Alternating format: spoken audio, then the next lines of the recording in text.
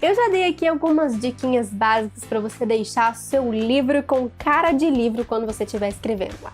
Você mexer no seu arquivo e deixar ele já com uma prévia de como ele vai ficar. Hoje eu vou um pouquinho mais além e vou mostrar para vocês algumas coisas que a gente vai fazer no nosso arquivo para já ir deixando ele realmente com cara de livro no formato A5, realmente ir diagramando.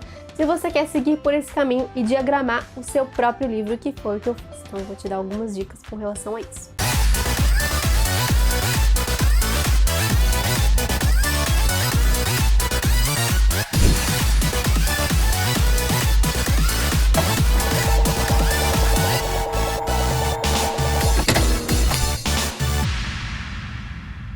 Obviamente, para diagramar o seu livro lá naquele formato realmente de livro, que é o nosso formatinho A5, o formato de metade de uma folha normal, a primeira coisa, óbvio, né, gente, é colocar o tamanho da página em A5. Só que existem alguns tipos de A5, nem todo livro é do mesmo tamanho. Então, quando a gente fala em livro A5, tem um tamanho exato lá, mas também tem algumas variações. Por exemplo, o Ninho de Fogo, ele tem o mesmo tamanho da Luana, tem o mesmo tamanho de vários livros que estão aqui na minha cabeceira. Ele é um pouco maior do que o Percy Jackson.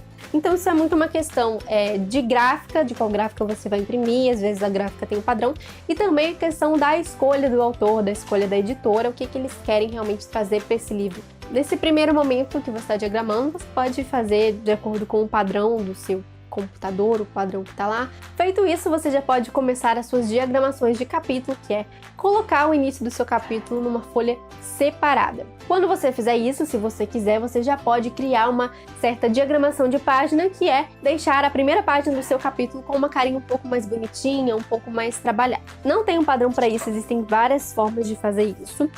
O Percy Jackson, por exemplo, ele é só o título com o número escrito por extenso e tem um símbolozinho.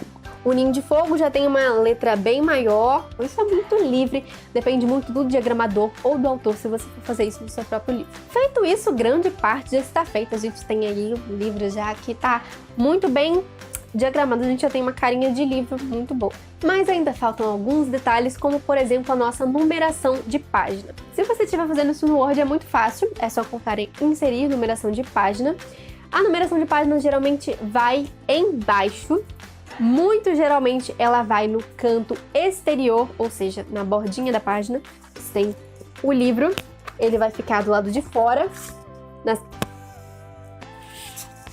Geralmente na página da direita tá do lado direito, na página da esquerda tá do lado esquerdo, ou seja, ele tá do lado de fora em relação ao livro. Todos eles estão nessa área externa do livro e embaixo, nesse cantinho aqui.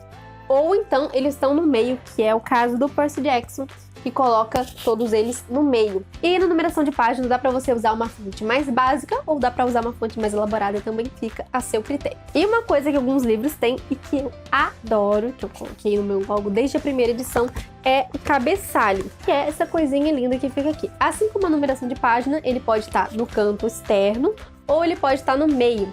Na página da direita é o nome do autor e na página da esquerda é o nome do livro. Um dos grandes problemas do Word é que não dá para você definir se você vai colocar a numeração de página só em algumas páginas e em outras não. Então, um macete que muita gente usa até para definir textos acadêmicos é pegar uma caixa de texto ou um quadrado branco e colocar em cima da numeração de página, em cima do cabeçalho, naquelas páginas que a gente não quer que tenha cabeçalho. Se você usar algum outro programa que seja um pouco mais sofisticado, vai ter mais opções para você fazer isso. Você não vai precisar dessa gambiarra.